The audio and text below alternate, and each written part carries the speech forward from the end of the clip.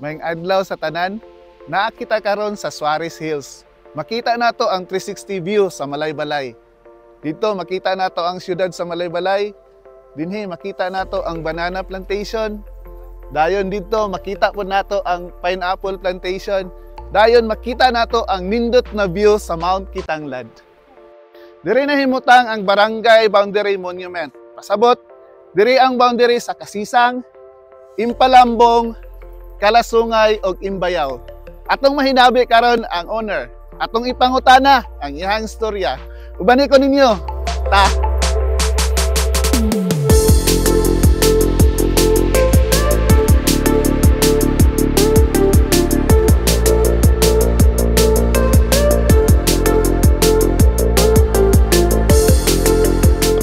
Mayang adlaw, ma'am. Maayong adlaw, sir. Salamat Carly. kayo. Welcome sa ato ang Suarez Hills. Thank you, ma'am. Salamat kayo sa opportunity nga imong gipadayon. Gani nalipay pod ko. Padunggan na mo ang story sa Suarez Hills. Yes, sir. Nganong gitawag yun dinhi, ma'am, og Suarez Hills, ma'am?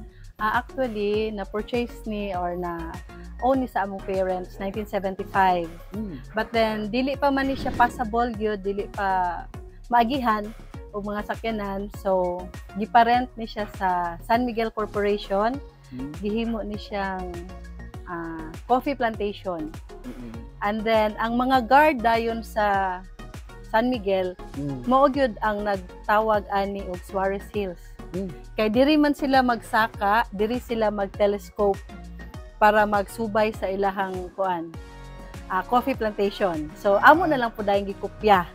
Kay originally mo man gyud ni akong nadunggan sa elementary years pa namo. Ang mga guard yun mismo ang gasulti sa Suarez Hills, sa Suarez Hills. So karon nangita mig ngalan, kami na nato ingalan. Okay, mao di ay. So, unsa na ang naa sa Suarez Hills karon, ma'am? Okay.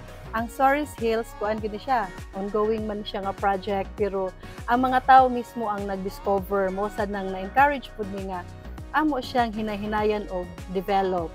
Kay sumalap sa mga tao, ganahan sila ganhi diri kay makita gyud nimo ang among tagline ani Bukidnon's 360-degree view.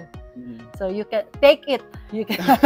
So kay nga naman, kung familiar ka kay gamalay-balay ka, kaila ka sa mga kuan nato diri, mga buildings nga nasa atubangan.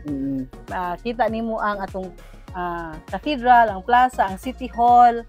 So towards sa south pod no, or nakita mo sa dato ang Mount Kitanglad. So pila ba na ka municipalities ang gi-cover sa Mount Kitanglad. So, ang sunset pod nato diri sa hapon, diri gyud sa tiilan sa Mount Kitanglad. Ang sunrise pod diri sa frontage nato. Guwapa kay atong sunrise diri. And then labi na kung mag-ulan-ulan sa hapon, sa gabi ang ato po dayong Sea of Clouds. Wow. And then kung ganahan ka og mag-stargazing o magtanaw-tanaw sa full moon, so pwede ka diri maka overnight camping na asad tay sheltered nga camping na sa ato ang taas. Maka-cater na siya og 10 to 15 ka tawo. So pang barkada, pang pamilya. So mo na siya, sir. Nalagi ta bago nga chapel, ma'am, no? Yes.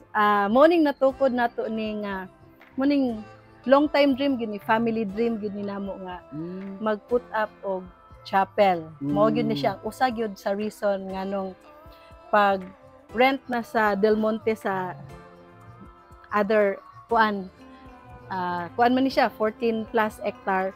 So gipabili namo ning 2.5 para sa for the purpose of putting up a chapel. Kay di ba biblical magid kay no ang Ginoo saka magid sa bukid para magampo. So kani pod gusto ipangutan namin ngano inyong pagwapuhon ni. So akong tubag kang Bishop ang gira niya. Bishop, gusto na mo i-showcase kung unsa ka powerful ang Ginoo, kung unsa siya ka-amazing sa pag-landscape ani. Dili naman ta mag-drawing, kay naa naman siya naman ang nag-provide sa nature. So ang ato is atong pagwapuhon, atong developon, magtanong pamigdaghang kahoy. Pwede ma-preserve nato ang natural environment nato pod.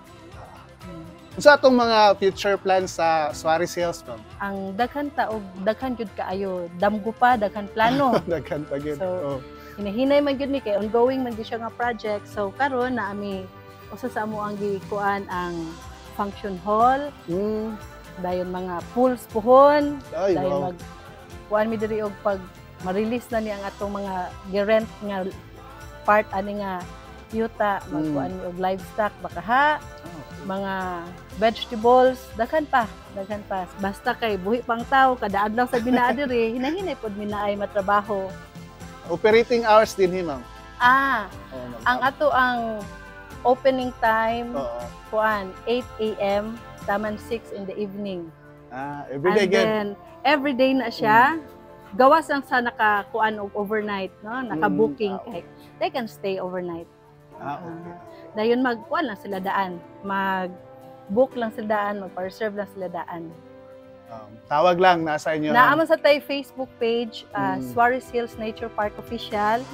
And then na ang contact number dito. Na atong contact number dito. Kuan lang po dayon, booking la ahead kay dili sad mi mudawat og kanang kuan.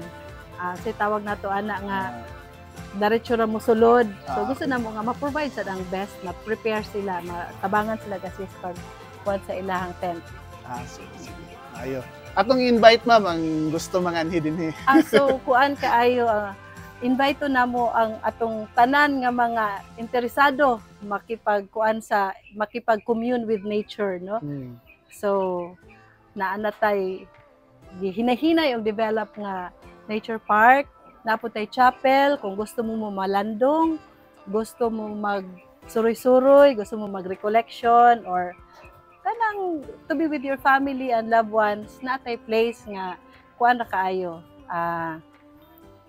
Kanang affordable dayon duol ra sa atong syudad nga accessible ra pod kaayo. So welcome mo diri mag-anhi. Salamat kayo ma'am. Salamat kayo, sir. Kayo. God bless. Carlits, no? Yes, dayon ma'am. balik-balik. Dayon manginom ta og sikwate Wow. kay kanigikan gid ni siya sa ato ang kuan farm food. Sige So, ma'am. Salamat sa libre na snack. Yes sir, natin. Sikwate, giparisan o Suman Suman. nga tinambiran.